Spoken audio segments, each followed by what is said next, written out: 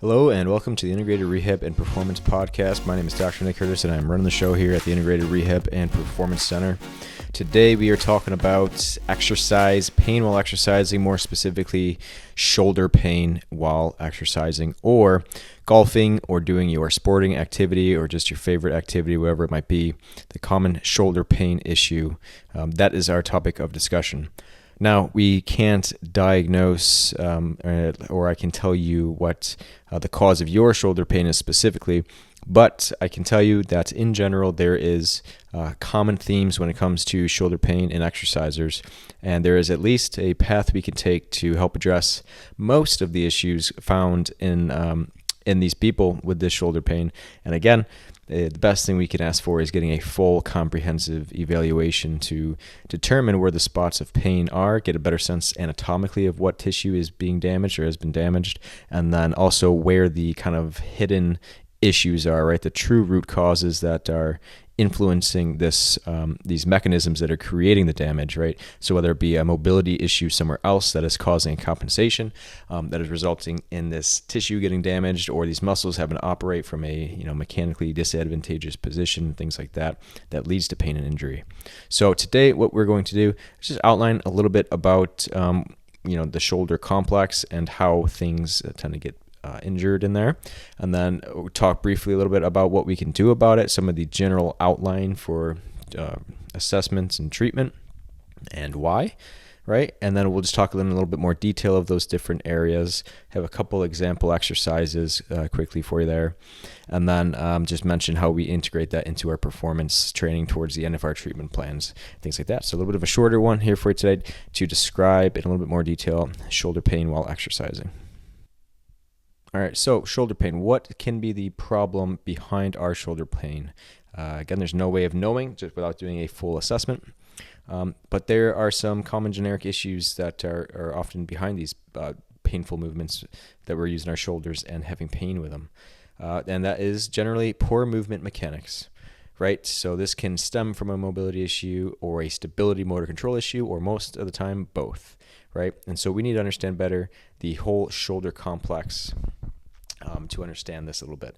So when I say shoulder complex, I'm talking about the humerus. This is the arm bone, the scapula, the shoulder blades, where the arm bone connects into, and then the clavicle, which is from the front. Again, they all kind of connect at different spots to help create what we call the shoulder complex. Again, the shoulder attaches mostly to the scapula, which is a kind of a floating joint. So we need to create stability through proper motor timing, motor patterning, right, muscle activity to really create the stability there at the shoulder joint. So that tends to be the common issue behind most shoulder pathology, pain, injury, things like that. Again, now that we understand what bones are involved in the shoulder complex, you can think of all the muscles around there, things like the rotator cuff, these small muscles on the scapula that attach around and onto the shoulder, the humerus bone. You can understand how important these muscles are for creating stability in there. They call it the rotator cuff. They do rotate the arm, the shoulder a little bit, but in reality, they're most important and significant for creating stability. They create small movements of that shoulder to keep it centrated in the shoulder, right, in that glenoid where it connects in the scapula. That's what they're mostly important for. And if they are not kind of strong, or they don't have the endurance, or they're just not, we don't understand how to use them, our mechanics, we're choosing not to use them, whether we know it or not, then we leave these muscles especially susceptible to pain, injury, damage when the shoulder and the shoulder complex is moving in positions that it isn't necessarily at its strongest, or where it can actually quite literally have the other bony structures start to kind of grind into these muscles. So important to understand that whole concept there. Pain and injury coming from the rotator cuff, honestly, can happen just because they are being pinched, right? Because they're not being used to stabilize that joint. The joint is unstable. It's moving a little bit too much in positions it shouldn't. and they can get injured. Same thing with a labrum injury. How much extra force has been put onto that labrum or the biceps tendon as it attaches onto the top of the labrum there. Because we are doing things at high intensities without that shoulder complex being completely stabilized, these muscles aren't being placed in their most advantageous positions to create force, power, and stability, right? And that's how the labrum can get injured, the biceps tendon, the rotator cuff muscles, all these things that are common injuries in the shoulder. Again, all because of a similar concept there of joint movement pattern and motor control. So what can we do about shoulder pain? Well, first thing we need to do is do a comprehensive exam. We need to understand, first and foremost, mobility. Where are there areas of mobility restriction that are forcing us to compensate or to place extra stress on different tissues in the shoulder complex that are causing or leading to that pain and injury, right? So we need to know, is the T-spine moving well? Is the shoulder blade moving on top of the thorax well? Is it actually able to glide on it? Which again comes down to T-spine mobility as well. The CT junction and cervical spine, is that moving well? Muscle tonicity, where are the tight muscles? Is the upper trap super tight? Is it pulling on the clavicle? Is it pulling on the scapula? Is it kind of limiting it from moving positions that it needs to move into? Same thing with the rhomboids, the middle traps, lower traps, lats, having tight lats, subscapularis, different muscles there in that shoulder complex that are affecting the actual movement at that shoulder complex, right? So we need them to be activated and to be contracting when we need them to, precisely, but also if they are in a state of hypertonic or just muscle tightness, that are they now limiting the movements, precise movements that the other muscles are trying to do. So again, first, just shoulder mobility. We can look directly at that shoulder, but again, we're looking everywhere around the joint, the shoulder complex, to make sure that's all moving well. For an example, I have a shoulder mobility drill, a banded shoulder mobility opener, just to show you for an example. But again, we do chiropractic adjustments throughout these different regions in the shoulder complex, in the spine. We'd also do hands-on soft tissue work to open up certain muscles, get those things moving again. And then on top of it, we do a whole host of exercises, even just in the mobility phase where we're really focusing on mobility, where we have a bunch of exercises even that we can do. But here's a banded shoulder joint opener that kind of falls somewhere in the middle of that spectrum when we're working on mobility there at the shoulder. For the supine banded shoulder mobilization, there's a few different ways to do this. But what we're going to do is we're going to attach a band at about ground height, and we're going to lay to the side of it with the band coming out at around shoulder height. So if I'm doing my left arm here, I'm going to pull the band, get good tension in the band, pull it around my arm like this. Should be resting through my armpit around just the top of the humerus, and then back around the top of the shoulder. Get it as high into that armpit as you can, as deep into that shoulder joint as you can.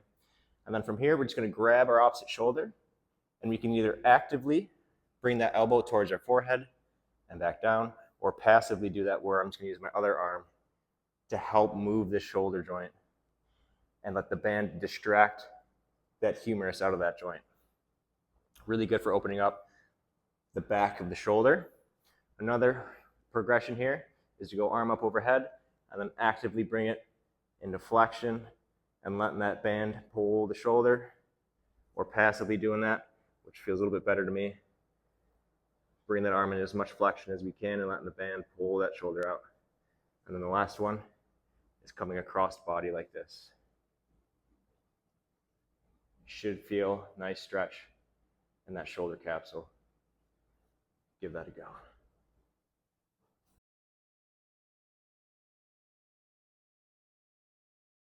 Now next, and very important, is recreating that shoulder stability. So we need to recreate an environment where we get the scapula working with the clavicle, working with the sternum even, you'd be surprised, and working with that humerus bone.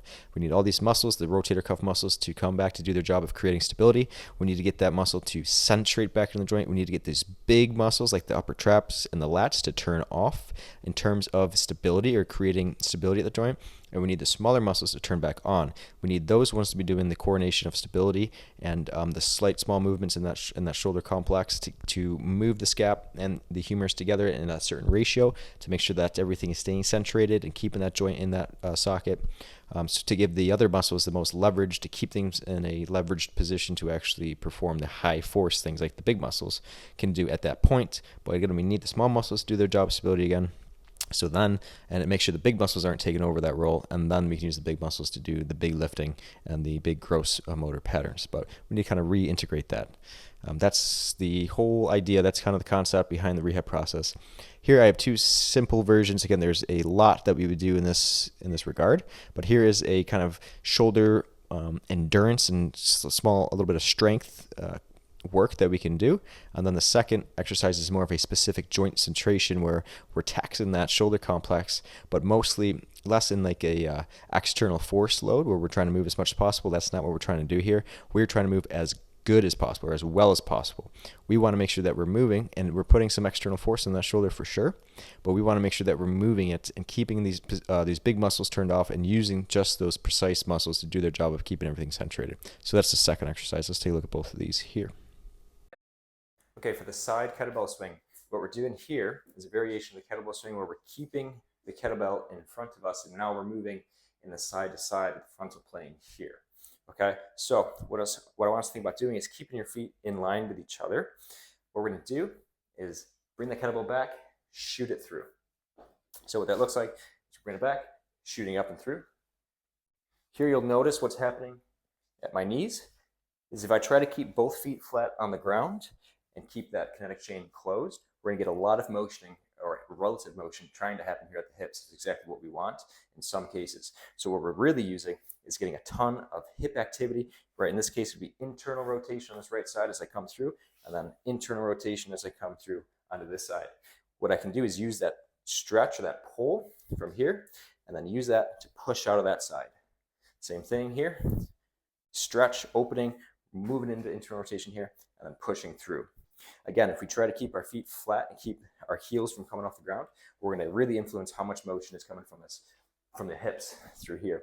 You see the knees are bending a little bit, internal rotation, pushing out of it. And you can do that in both directions. Focus on feeling the stretch, throwing it through, feeling the stretch, throwing it through, and then you can start increasing the weight and load on this. And again, you should feel that weight shift happening from side to side, something that we miss a lot in our everyday life or even training. So we're missing this weight shift from side to side and training it and feeling it. So go ahead and give that a shot.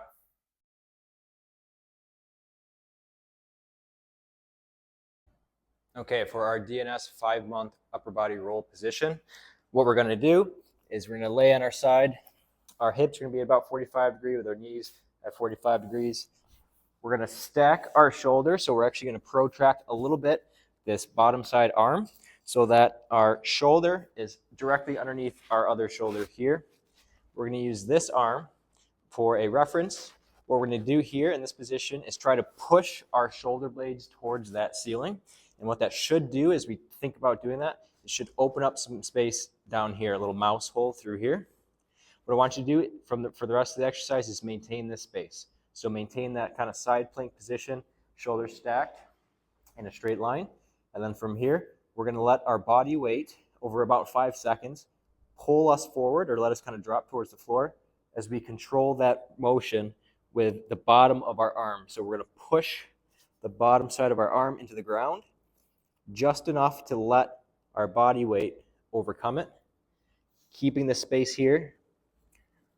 And then try and when you get used to it, kind of exaggerate how far you can actually get. You'll be surprised. Keep going. Again, always maintaining this pressure, keeping that space open. And then allow yourself to open up slightly. And then I want you to control that back in. Always pushing this into the ground. A 7 out of 10 effort. And then just controlling this as we roll over top. Again, keeping this space open through here. 5 seconds you should think on the way down, and then 5 seconds to open it back up, and just let that back of the shoulder start to burn. So all those muscles are working to control this motion of your body weight falling forward. Only stopped by you pushing this arm into the ground. Give it a shot.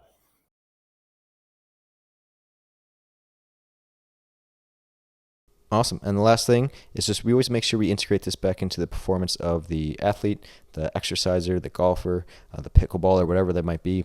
There are certain things that were bothering that person's shoulder, and we need to make sure that we are able to do those things specifically. So we built them up in the rehab space. We started to build them up in the exercise space. Now we need to make sure that specifically those muscles and those movements that were bothering them before are feeling better, and also that we've addressed those root cause things, that they can take those skills, that stability, that mobility back into whatever that activity was and actually perform that movement without issue. Okay, so again, a very important phase, but this is so specific to the person in front of us that there's really anything that could be included in this phase, where we're not just doing that exercise, but we're building up that movement, that exercise in very specific, precise ways. We're increasing intensity, which comes in the form of load, we're putting heavy weight behind it, or we are doing it at a higher speed. And we build that right back up into our programming and our rehab training and performance training. So an important phase, but we make sure not to forget it. We always make sure we are comprehensive and taking things all the way through. So to conclude, here with shoulder pain, it is always important to determine what anatomical structure is really injured. Where's the pain really coming from? But that's only the start. We also need to make sure that everything else around it is moving properly, is feeling stable, things aren't too tight, certain muscles in certain areas. These joints are all mobile enough when we need them, and then we can retrain and turn on the right muscle and retrain those patterns a little bit. But again, a comprehensive exam is always warranted. Here you guys can understand better the outline, some of the rationale behind the actual treatment plan. But again, I always recommend a really thorough investigation, comprehensive exam to start the process here. Otherwise, when it comes to shoulder pain, make sure we're addressing the right things, and things tend to get better with shoulder pain. The odds are kind of in your favor. If we do the right things, things will start to feel a little bit better.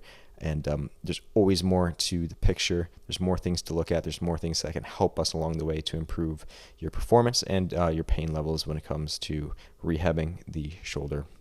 So thank you for listening. Today's a bit of a shorter one. In the future, we'll keep going, talking rehab stuff, performance stuff, golf stuff, nutrition stuff, all that. Anything that you're interested, let me know. Feel free to reach out if you have any questions about shoulder pain or the exercise we did, or you want to hear more. Again, you can email contact@integratedrpc.com. Shoot the phone a call, or you can text it 585-478-4379, or head onto the website. You can find some places to learn more. Go to the blog page where there's a bunch of articles archived in there, and then again, you can find places to reach out through there. And you can also schedule a free discovery call or discovery visit onto that webpage as well, where we can talk specifically about your problems and if Integrated Rehab and Performance Center is the right place for you. Again, that's a free call or a visit if you want to come on in, and we'll just show you the space, talk about what's going on with you, talk about how we can help, and go from there. So thanks for listening. Bye.